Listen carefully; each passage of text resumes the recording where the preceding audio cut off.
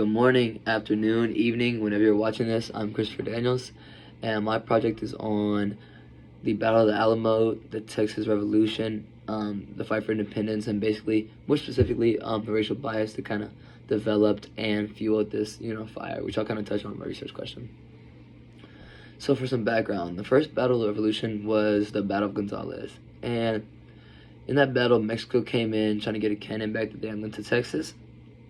And the Anglo-men, I don't know, they just weren't going for it, and they attacked, kind of setting the tone for this kind of intense war.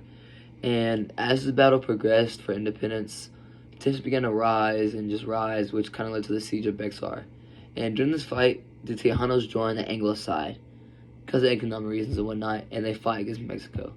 But some Tejanos did not fight, and this is kind of where tension started to really bubble on the the racism side. Anglos and Texans kind of started pressing Tejanos, and not just the ones who didn't fight, but they kind of lumped them all together as a whole, which you can see could be an issue. This is one of the many examples of racism displayed by Anglos and Texans. Tensions kept building, and more Anglos were speaking out, such as the General Counsel of Texas, who said, and I quote, "The Mexican people and the Anglo-Americans in Texas can never be one, never can be one and the same people." All this kind of built up over time, leading to the Alamo, which was a brutal battle that left all the Americans dead, because Santa Anna was really trying to prove a point that Texas was, theirs.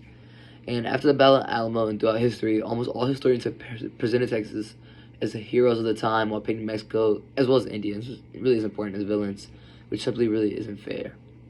And so, my research question is, how did racial bias in Texas between Texans and Tejanos fuel Texas' drive for independence and Texas' superiority complex? And how did the Battle of Alamo feed into that ideology? So, some common beliefs on my topic. I kind of want to start. So basically, my whole project, I kind of got the idea from sleuthing the Alamo. I've been learning about the Alamo, Texas independence and whatnot, and I read this book, and it's basically, unveiling these incorrectnesses and the truth of what really happened. So this is the heart of my project, why I really want to do this project. And so some examples of how this is kind of portrayed in history.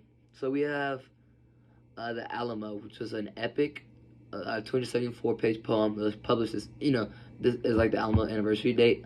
But basically this poem, it described the Alamo and what happened, and really brought up the Americans, Davy Crockett, etc., etc.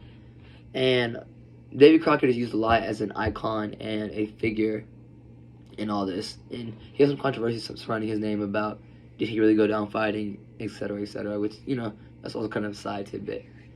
And alongside the Alamo, the epic, there's many examples, but we have Death of Crockett, which is a picture from Hero Tales in 1895, which was Hero Tales. What does that tell you? Hero.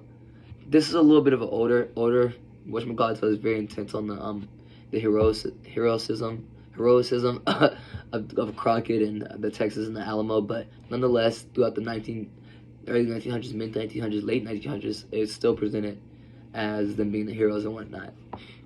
And so, discussion question I would like to leave y'all with today is, as a Texan, what is your perception of the process?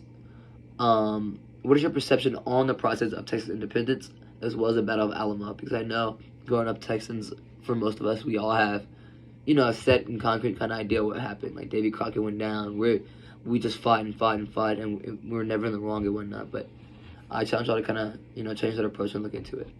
Thank you.